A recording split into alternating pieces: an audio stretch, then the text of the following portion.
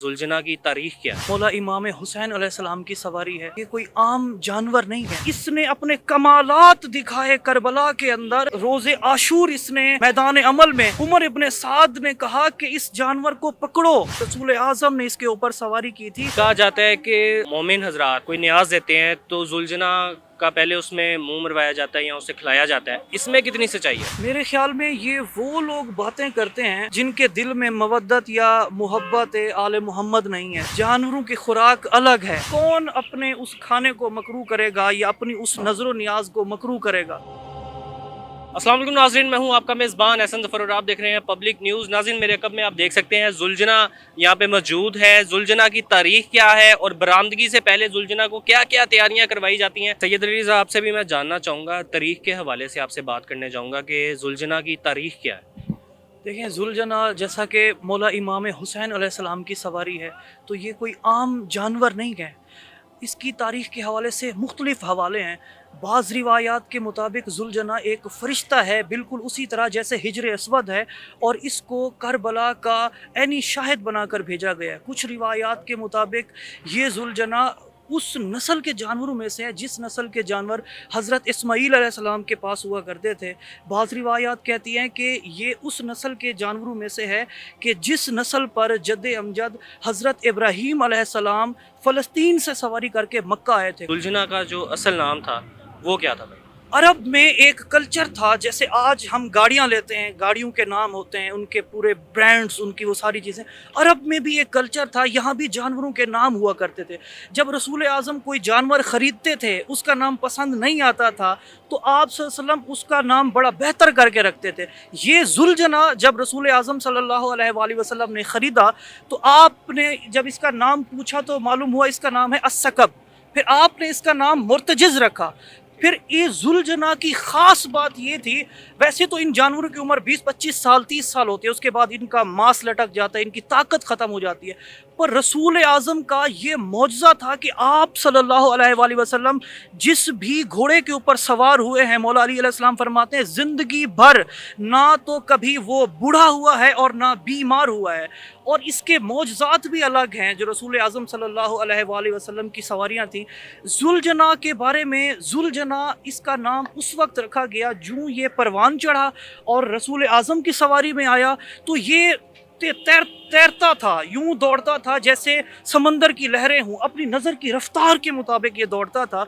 तो इसका नाम फिर रखा गया जुलझना, यानी दो परों वाला, जू दो जना पर, फिर इसका नाम जुलझना रखा गया। फिर जब ये मौला अली अलैहिस्सलाम की सवारी बना, मौला हसन मौला हुसैन अलैहिस्सलाम के पास आया, फिर जब इसने अपने कमालात दिखाए करबला के अंदर, और जब रोज़े आशूर इसने वहाँ पर मैदान अमल में जब मौला की शहादत हुई, और उस वक्त उमर इब्ने साद ने कहा कि इस जानवर को पकड़ो।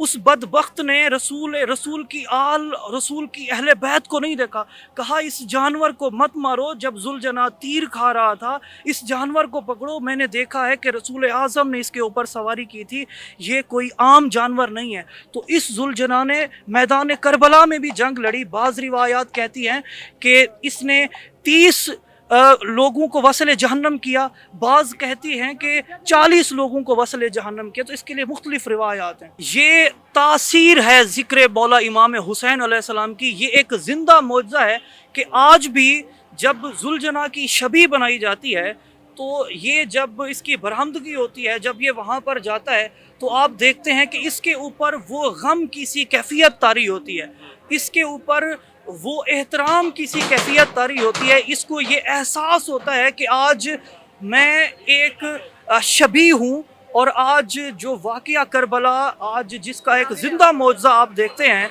कि अज़ादारी, ज़िक्र हुसैन, आज ये जितने भी आप इस तरह के मौजज़ात देखते हैं, तो उसके मुताबिक ये अपने आप पर कैफियत ऐसी तारी कर लेता है।